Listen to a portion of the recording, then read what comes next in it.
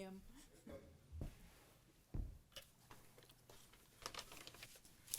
Good evening and welcome to the first of two meetings tonight. My name is Dennis Buckley, Mayor of the City of Beech Grove. This time we will convene our Board of Sanitation meeting for Tuesday, November the 19th, 2019. In lieu of a roll call, I will ask each participant to introduce themselves, beginning on my far right. Dave Harrison. Dan McMillan, Clerk Treasurer. Craig Wiley, City Attorney. Sandy Seward. Thank you, Board. You have been presented a printed copy of the minutes of the previous meeting dated Monday, November the 4th, 2019. Floor is open for any questions, comments, or corrections. I have none. I have none. No questions, comments, or corrections. I'll ask for a motion to approve the minutes as presented. I'll make said motion. I second. All those in favor signify by saying aye. Aye. I also vote aye, and the motion carries. Thank you. This evening, Board, we have 2 pages of wastewater claims in the amount of $142,252.64. Floor is open for any questions or comments. I have none, thank you. I have none. No questions or comments. I'll ask for a motion to approve the wastewater claims dated November the 19th, 2019, in the amount of $142,252.64. I'll make said motion. I second. All those in favor signify by saying aye. Aye. I also vote aye, and the motion carries. We have no unfinished business carried over from the previous meeting, and we have no new business this evening for the Board of Sanitation. Comments from board members? I have none. No comments. I'll ask for a motion to adjourn the meeting. I'll make said motion. I second. The meeting is adjourned at 6:02 p.m. We will reconvene the Board of Public Works and Safety meeting within 5 minutes. Thank you.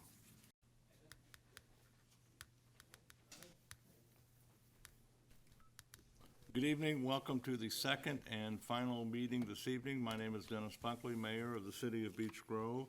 At this time, we will convene our Board of Public Works and Safety meeting for Tuesday, November the 19th, 2019. In lieu of a roll call, I will ask each participant to introduce themselves, beginning on. I'll make said motion. Second. All those in favor signify by saying aye. Aye. I also vote aye, and the motion carries. Thank you. This evening, Board, we have 12 pages of corporate claims in the amount of $633,600. The floor is open for any questions or comments. None, thank you. I got a question. On page 9, maybe 10, what's the Buzz Club? See a lot of payouts for the Buzz Club. That is over at Hornet Park. It's their after-school program. That's all I got. I just wanted to find out what that was. No further questions or comments. I'll ask for a motion to approve the corporate claims dated November the 19th, 2019, in the amount of $633,600. I'll make said motion. Second. All those in favor signify by saying aye. Aye. I also vote aye, and the motion carries. Thank you. We have no unfinished business to carry over from the previous meeting. Tonight, we have several items under new business. First item is our annual workman's comp renewal. Doug? Welcome back. Well, I'll try to start over again. And thank you for not making me sing a national anthem. In your folder, I put a comparison sheet like I do for you each year, kind of compare the expiring premium with the current workers' comp premium and the payroll breakdown and rates per class.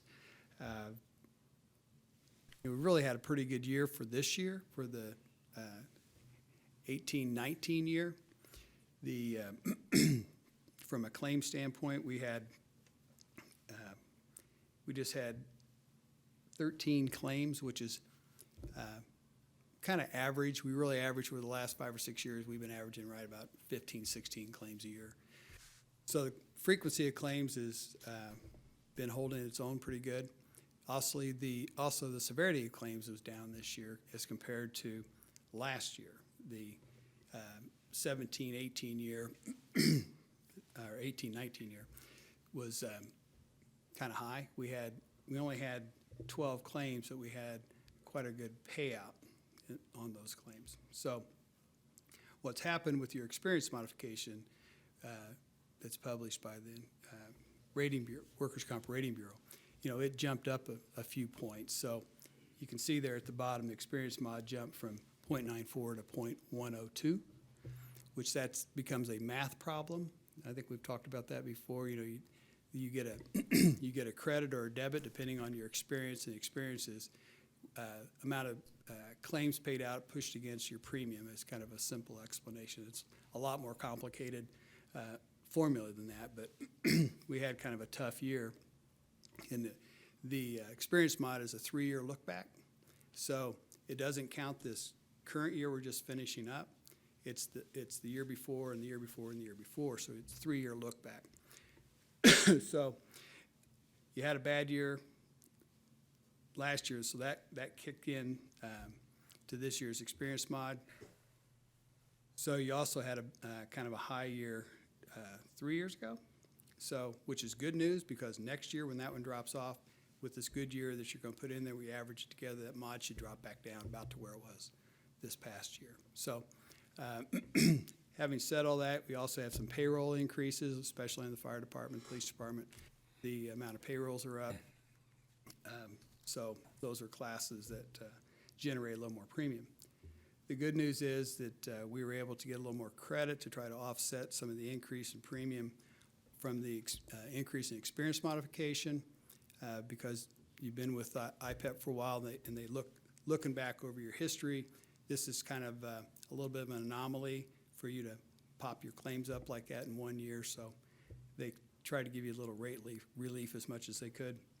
So last year to this year, you're only up less about 1.5%. So that's including the increase in the mod, including the increase in your payroll. With the credit that we were able to put on it, we were able to bring it back down to about where we were last year. So I felt pretty good about the renewal once they made an adjustment on the payroll for you. So anybody have any specific questions? I have a comment. I remember a couple years ago, Dave Harrison talking about it, and saying that if you have a decent company that's doing your workman comp and they stick with it, you ought to hang with them. Remember saying that, Dave? Yeah. And I think this proved you right, because IPEP's been on the workers' comp for quite a few years, and you weathered a few storms, and you've occasionally that's going to happen. That's why you have insurance. I mean, you're going to have a pop every now and then. So I see the rate per 100 on most of these went down. Is that due to the state lowering them, or you yes, guys? the state has lowered a lot of, not just on the public entity classes, but on a lot of classes across the board.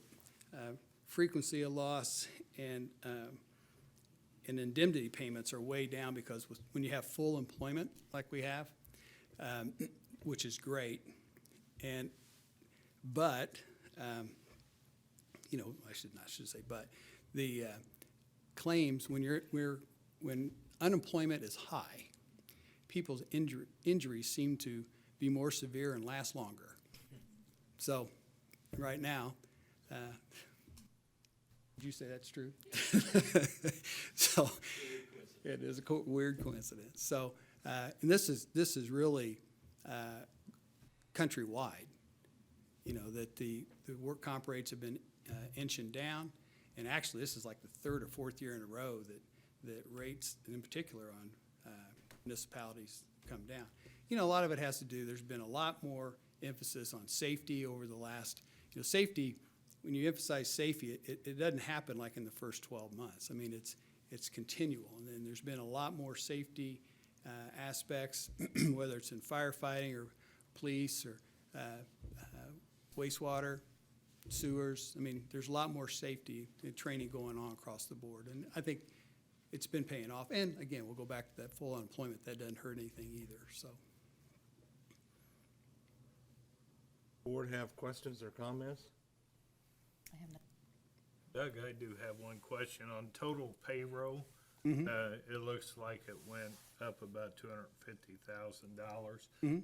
Did you guys take that into consideration, what percentage it increased? Yes, that's all calculated. We took all those payrolls that we have there, and, you know, like on the police department, you know, their rate also went down, but their payrolls are up. Same way on the fire department. That's all calculated in there. Well, I know last year when they came in and did the payroll Right, audit. and we bumped it. We got a bill from them. And Right. So will this negate that, amount that we might have to pay after? Yeah, there the shouldn't audit? be any audit on this here.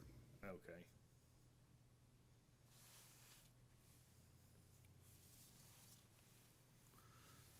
If there's no further questions or comments, I'll ask for a motion to approve the public risk underwriters for IPEP for workers' compensation for 2019, 2020 in the amount of $101,762. I'll make said motion. I second. All those in favor signify by saying aye. Aye. I also vote aye, and the motion carries. Thanks, Doug. Well, thank you very much. We appreciate your business as always. Yes, sir. You guys are a pleasure to work with, and the employees and everybody in Beech Grove have always been real pleasant and easy to do business with, and we appreciate that very much. I do have one form for Dennis for you to sign. Since it's been approved, then we'll send out a bill. That bill will, like always, get paid next year. Right. So just, you might let her know that.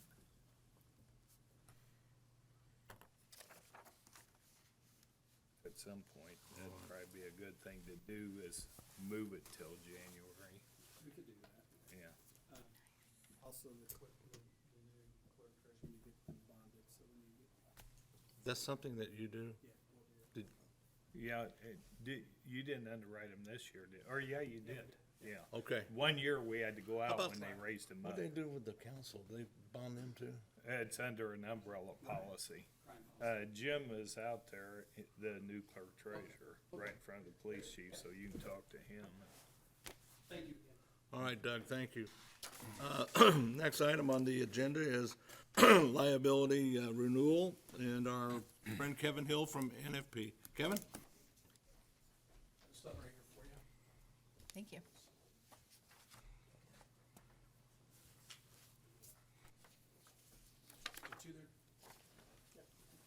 Sure, Dan. Pardon me. So what I've given you is a line-by-line premium summary for property, inland marine, liability, commercial auto, umbrella, and cyber. When we did this last year, the inland marine we put with Liberty separately. This year we've moved that back to Travelers. We were able to find some premium savings by looking at how they have inland marine packaged with everything else. Everything else stayed exactly the same. So if it was with Travelers, it's still with Travelers. Cyber's with Chubb, and we got a good renewal from them on that. I've given you the 2019 premium and then the percentage increases. And then I've got some explanations down here because this is comparing premium that we're offering today to what we presented at the beginning of last year, and then there's obviously changes during the year. So if you'll bear with me, we'll just run through those. On the commercial property, when we went out and did that physical inventory of all your buildings and properties and did the picture kind of summary for Dan, we found about $750,000. So some stuff came off, some stuff came on. So that created more property to insure. On the inland marine, we were able to take some of the things that had been previously covered under inland marine and move them in with the property. That's going to create a premium savings. And then Travelers was able to drop it a little bit more. I'll talk more about that in a second. Liability premium, fairly consistent, fairly flat right there. Commercial auto did jump a little bit. And as Doug will probably tell you too, where we see rate increases right now are property and commercial auto, and especially the commercial auto. This year, our claims activity was heaviest in auto. We had a couple different police accidents, I think. So that was where our heaviest activity was.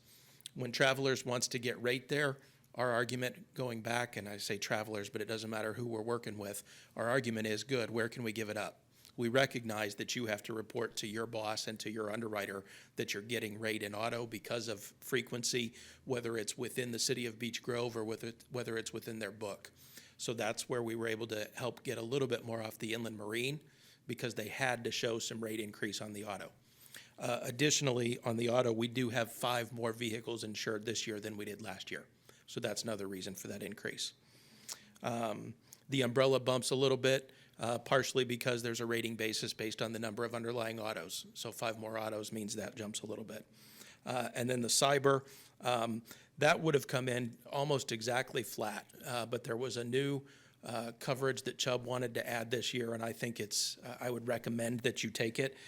Preventative shutdown and non-malicious system failure. So if we show up one day and we can't get into our system and we think that there might be a virus and we shut that down preventatively, we then would have insurance would trigger to help pay for investigating if it really was hacked, not hacked, if it's okay to turn on, if it's okay to go ahead and go forward. So for the $500, I thought that was a good addition to that coverage. So when we look at the overall, we're about a 5% increase, again, contemplating increased property, increased autos, increased things like that. So again, I was very happy with what Travelers did for us. I feel like they've been a good partner this year. I don't know if you've spoken with your department heads, but on the claims, I think everybody's been pretty happy with the way they've responded. Does the, one of the things I was happy with last year was the deductibles. Yep, Do they remain the same? they're exactly the same as they were last year. I met with you and the representative for Travelers. I don't remember his name. Yeah, and now that you asked me, it just went, Jason Quesenberry. Yeah. There we go. And you guys have come out, can you give us an assessment of what you witnessed with our city as far as municipal buildings and equipment, where we're at in the mix? In terms of the quality of the buildings? Yeah, you're going to be in the upper quartile. You got a few that have got some age on them, but in terms of the way you take care of them and the way you handle them, you're good. We've got so many small towns around Indiana who are in 100, 150-year-old buildings, and they're struggling to even keep a good roof on them. How about our equipment and vehicles? Equipment and vehicles, you're top tier in terms of the quality. Yeah. What would happen if the city bought a vehicle and forgot to call to get it insured? Would it be covered? It would be covered. You've got a limited amount of time where you've got an automatic coverage. You're going to have liability all the time, okay? But for physical damage for that vehicle, you're going to have a limited amount of time where we've got the full coverage. So we need to be prudent, right? We need to stay on top of that. But yeah, you'd have an extension of coverage for a period of time. Board members have questions or comments? I'm just kind of curious, Dennis, why would you ask that question? Just because has that happened before where we forgot to insure? No, you get caught up in the fact that you have a new vehicle and you're doing this and doing that and want to get it serviced. Right. You forget. Most of the time, we're paying for vehicles we don't even own any longer. Okay. And so that is a bigger problem, I think, than, getting a new one added on, because I think everyone's aware of the newer one. Right. But one question towards that, we just had an auction here, so there's gonna be several vehicles knocked off.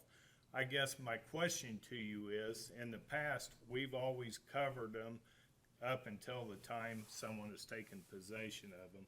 Once we pull them out of service, do we still need to carry full coverage on them, knowing that we're going to sell them? Since you've got value in them that you're going to retain, I would say yes, especially if you've pulled them off and parked them all in the same place. So now you've put them in one spot for hail, one spot for vandalism, one spot for whatever. So yes, I would keep them on until you dispose of them. Okay, that's fine. And like, one thing I agree with Dennis on is the deductible has been fantastic, because I think previously we had $10,000 deductible, and this is really beneficial towards the city. Any further questions or comments from board members? And then, thank I you. have none. If not, I'll ask for a motion to approve the quote for NFP for liability insurance for 2020 in the amount of $179,716. I'll make said motion. A second? All those in favor signify by saying aye. Aye. I also vote aye, and the motion carries. That equates to a 5.15% increase, which I think is good. Thank you. Kevin, Been a pleasure working with you, and Dan, I know working with you. you'll be moving on. Yes, Good to sir. work with, good to have worked with you. Thank you, I appreciate that. And before you leave, I'll meet you in the back, you can go ahead and continue on. Hey, Kevin, when, does this take effect first of the year or 12/19. 12/19? Okay. Okay. Board, next up is renewal for dental vision and supplemental renewal. Kristen? Okay. Mayor Buckley, with your approval, I brought a copy for the incoming clerk treasurer. Would it be okay to Yep, absolutely. give it to him? Yes. I tell you, you know how these, hey, Kristen, you know how these workman comp salesmen are.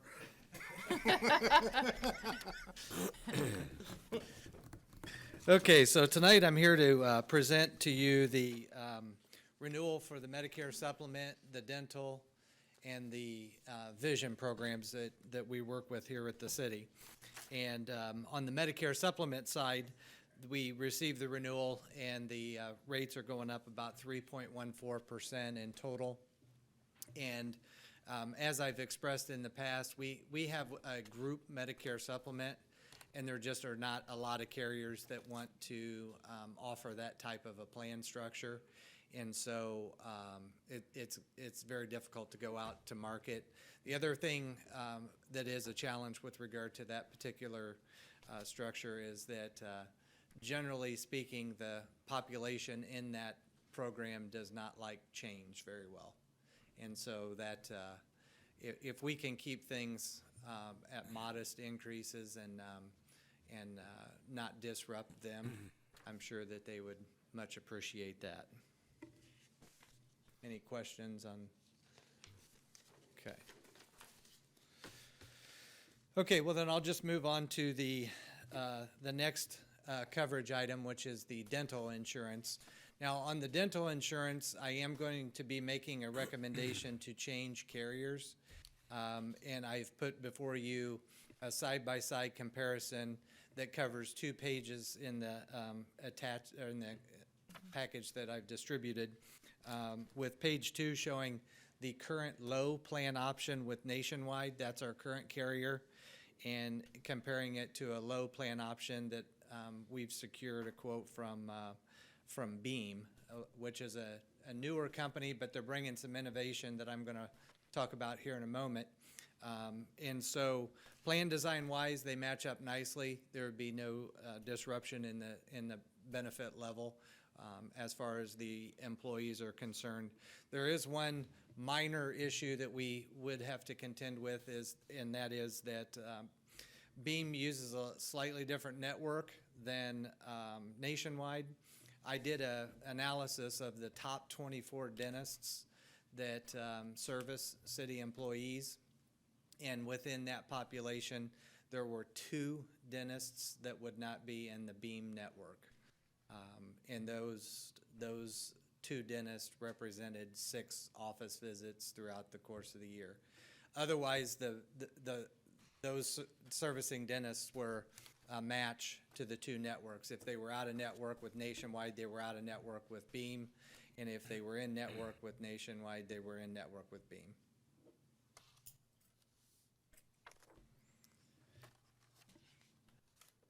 Beam has also offered us an opportunity to do a 24-month rate guarantee, which based on the increase in cost to do that, which is about 1% from the 12-month rate guarantee, I would highly suggest that we do it and take advantage of it. But just kind of skipping through this, page 3 shows the high plan option. And you may be asking yourself, basically, what are the differences between these two plans? The low plan option is a PPO-driven plan. So in order to maximize benefits, you got to use a dentist within the network.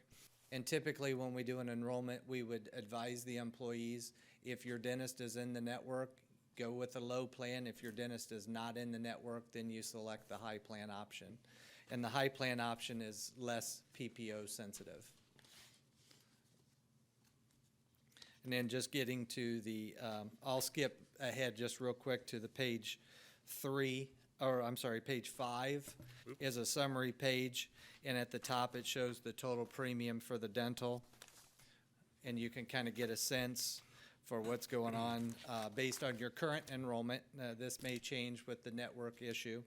But the nationwide current total premium is $4,051.69 for both plans.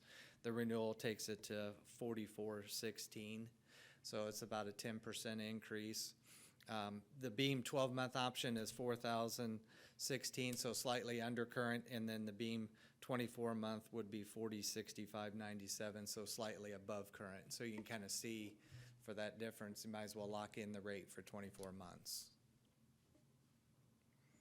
And then the rest of that page further breaks the cost down with regard to the city's portion of the premium and how much the employees pay. And the bottom grid is reflecting the vision costs. And for the vision, I'm actually recommending that the city maintain the coverage through nationwide. They did not offer a rate increase on the vision. And I quoted the vision package with Beam, and it was quite a bit more. Went out to another entity and got a quote from them, and it was still not there. So I checked with Nationwide, and they agreed that they would continue the vision if that's what the city elected to do.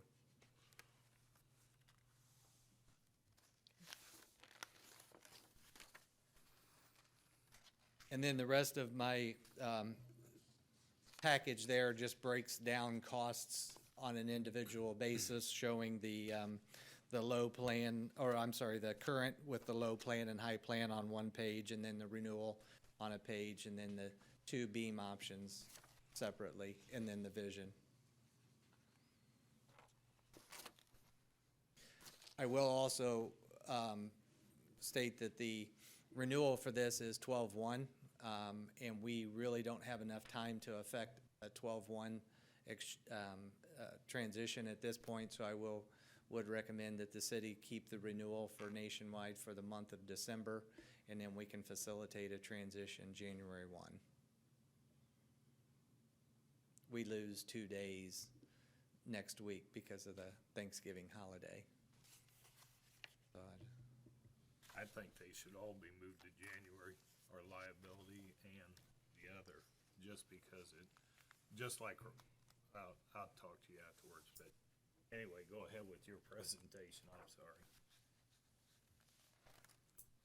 Christian, I do have one question. On the dental, your principal is $4407.63 with the Beam for a 24-month lock-in. And we're actually paying $4416.16 for renewal, so it's actually cheaper. Well, I'm sorry, Dan, on the principal column, I discounted them as a credible offer because their rates were quite a bit higher. It was going, I mean, they're up there around the renewal, and that would be for a 12-month rate guarantee. And I wouldn't, because it's so close to your renewal, I wouldn't suggest the city make a lateral move to save $9 in premium. I agree with you. Yeah, so principal, I completely discounted. I didn't spreadsheet them, but I did list them here. we did go to several other carriers. Guardian, we went to Guardian, went to Principal, of course, Beam, United Concordia, AXA Advisors. Of course, we had the nationwide renewal. So we did go to a couple other carriers. Principal just happened to hit my page, but because I got their quote first, but then when I saw the Beam, I quit looking at it.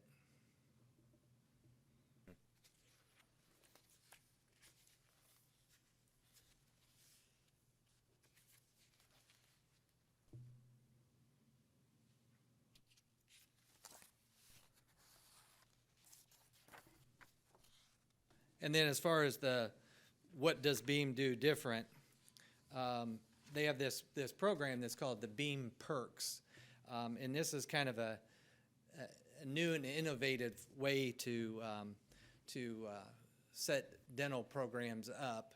I don't know that was Beam's initial vision, but they have migrated in this path. But basically what will happen is each employee can elect into this service, and they will, Beam will provide them a Bluetooth-enabled electronic toothbrush free of charge.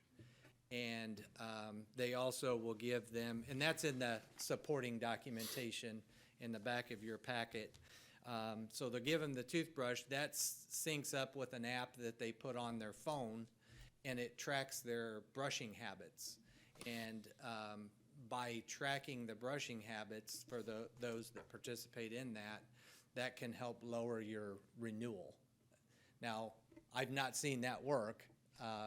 It sounds new and innovative, but perhaps that will help us keep the cost of dental coverage down for years to come.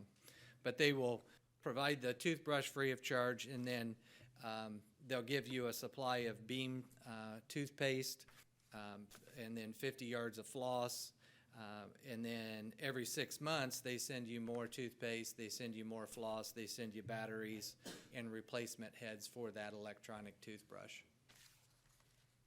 They've been around, Beam been around a long time? No. Beam has been around. In 2012, they came out with the toothbrush itself that's Bluetooth enabled, and their initial plan was to just market that directly to consumers and through dentists. And then they saw this as a way that it might help bring the cost of dental down. So in 2015, they launched in the states of Ohio, California, and Texas, I believe. And then since that time, they've grown into 41 of the states. Indiana, of course, being one of them. Okay. Questions or comments from board members? I'm none. Dave, any questions or comments? No. Does Beam have a AM Best rating? Beam is actually not an insurance company. They are an administrator, and they use National Guardian Life, who is an A-rated reinsurer. Okay.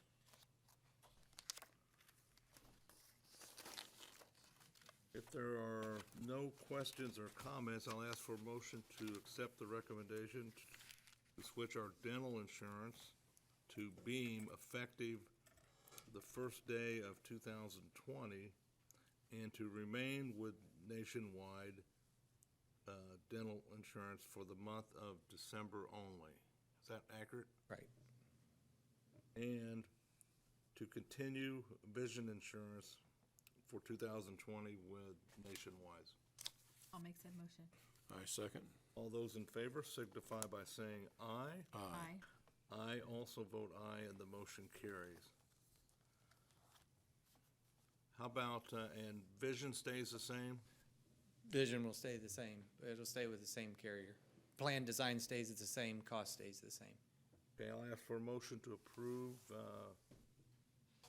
consultant's request to stay with our current, who is it? Nationwide? Nationwide provider for vision. Make Okay. said motion. I second. All those in favor signify by saying aye. Aye. I also vote aye, and the motion carries. I want to make sure that was in there. How about Medicare supplement. Anything on that tonight? Well, the Medicare supplement that was on page 1 of that packet, and it's going up 3%, 3.13%, I Sorry, believe I it is. missed it. I'm sorry, Chris. But we, still, is that with United? That is with Hartford. Hartford, okay. So should we renew that as well? Yes. Okay. Is there any questions on that, board? None. No. I'm back on page 1, right? Right. Right. Okay, if not, I'll ask for motion to approve the consultant's request or recommendation to go with Hartford for Medicare supplement. I'll make said motion. I second. All those in favor signify by saying aye. Aye. I also vote aye, and the motion carries. Thank you. Thank you.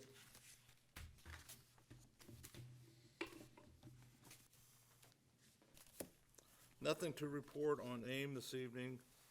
Next up is Covanta contract renewal. Brad?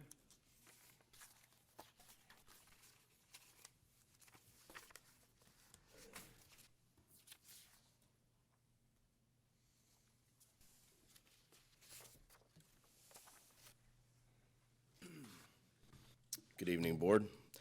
So you should have the contract in front of you, and we do this annually. One thing to note this year on the renewal for the Covanta contract, there was a substantial increase compared to past years. I think in the past, they've tried to keep it closer to 2 to 3%. I did a chart for the mayor. He may have handed that out that shows, okay, and I can provide some of that data to you if you want. But last year, it went up 65 cents. The year before that, it did go up $1.11, and then before that, it was 46 cents, 31 cents, 61 cents. So the trend has been roughly 30 to 60 cents. This year, it's going up $2.86 per ton. I did put in several calls to Covanta, and the gentleman that I needed to speak with could never get a hold of him. He may have been getting a lot of calls. So I just wanted to ask him, why the substantial increase? Did they have capital improvements planned for 2020, or, just to kind of see what he had to say. But so far, I've not been able to get him on the phone. So that's kind of where we are. It would bring our total, current total for dumping in 2020 up to $36.75 per ton. Have you done a spreadsheet as far as what we've done year to date, how much of an increase that would be? Yeah, and that looks like it would be based off of, based off an average, like this year, we've dumped almost 4,000 tons. I think I broke this down somewhere.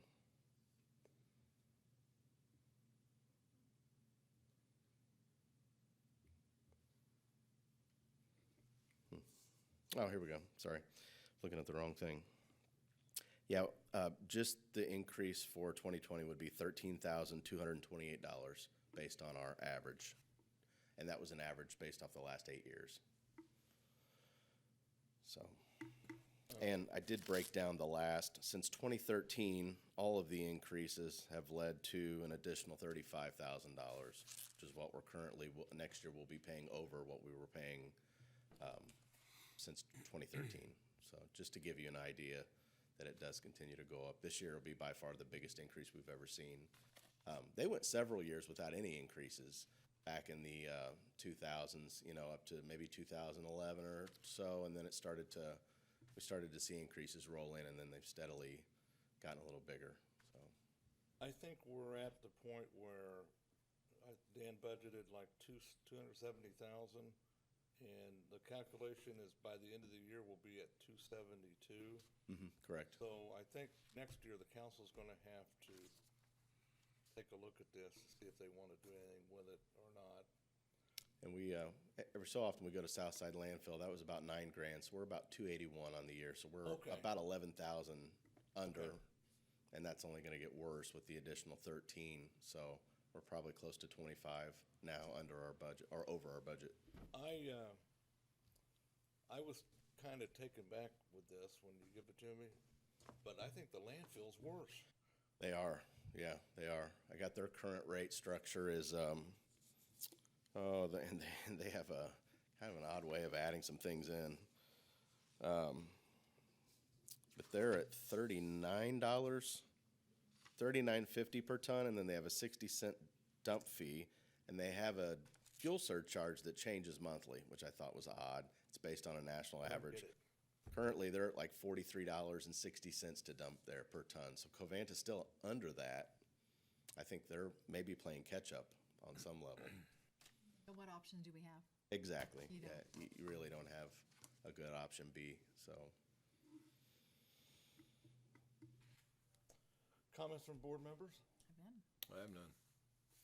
If not, I'll ask for a motion to accept the agreement with Covanta for the price increase, $36.85 per ton for 2020. I'll make some motion. Yes, At $36.75. 36.25. 36, how much? $36.75.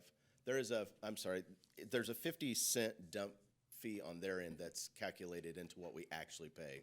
The new rate in the contract is $36.25. We will actually pay $36.75. So when the bill comes, they tack on 50 cents per ton as a disposal fee. So that's actually not the actual rate you pay, but that is our per ton, contractual rate. I built the 50 cents in since we pay it to the numbers that I was giving you earlier. But yeah, $36.25 per the contract. Brad, how far in advance do you normally get these numbers? About now. They send it out every year to me about this time of year. And we had the option in the past of doing 2 years, but we did that 1 year. We did a 2-year agreement with them. And what we found was sometimes what they propose to lock you in for 2 years can be worse than if you go to year because sometimes the increase isn't as much. I did find out there is some subjectivity as to who's paying what. A few years ago, one of the employees shared with me that not all the municipalities pay the same rate, not all the companies pay the same. I think some of it is they're trying to sort of even that out, but I know everyone's kind of has their own deal there. So, and it could be that we had a good one and we're starting to catch up to probably what some of the commercial companies are paying. My only reasoning for questioning that is with the new clerk treasurer coming in, the more of an advance that he knows where he can raise that, because that's good.